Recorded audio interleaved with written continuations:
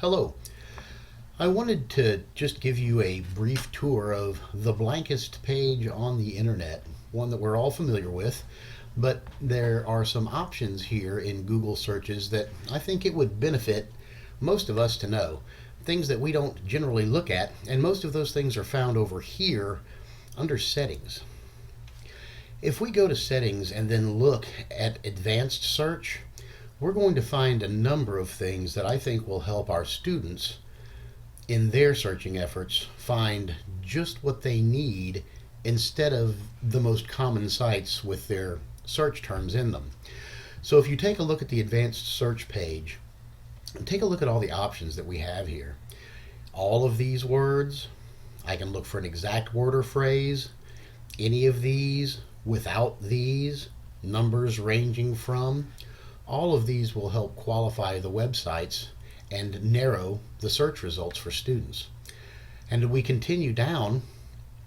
These are some that will be important for us to note, especially if we're trying to direct our students to search in a particular way or particular place. If we're comparing two different countries, I might want to search by a language or by a region.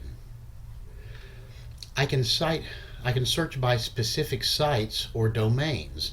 So I can search by .edu or .org or .gov and receive results that only pertain to those particular sites. Notice that under Safe Search, I can of course automatically filter explicit results, an additional layer of filtering to the filtering that we provide in District. Notice by reading level, so I can point my students at research results that will be for an appropriate reading level for the student's age. I can point at particular file formats, so if I want to find PDF documents, or if I want to find Google Earth maps or Microsoft Excel spreadsheets, we can look specifically for those types of file formats. And then here's one of the ones that's most important, usage rights. We're always concerned that our students use materials that they have the rights to use, and here I can choose to see results that are free to use and share, even commercially, free to modify, and free to share and modify even commercially. And you know then that the materials that students are pulling, they have the rights to use in whatever product they may be producing. I'm going to go back from the advanced search page now and get us back to our regular Google page. And I wanted to point out another helpful search tip when searching images. So I'm going to hop up to images and I'm going to tap images up at the top. And now of course I'm searching Google Images. And I'm going to say I want pictures of a classroom, and I'm going to search for images of a classroom. Now here I've had all these pictures of a classroom, but I'm wondering about which ones I have the rights to use. Now notice, once again, if I go to search tools, I have usage rights, and again, I can pick. So if our students are looking for images to use, I say these are labeled for reuse, or labeled for non-commercial reuse, labeled for reuse with modification. In any case, if we go to a labeled for reuse, all of these photos would be freely reusable by students without having to worry about any kind of copyright infringement.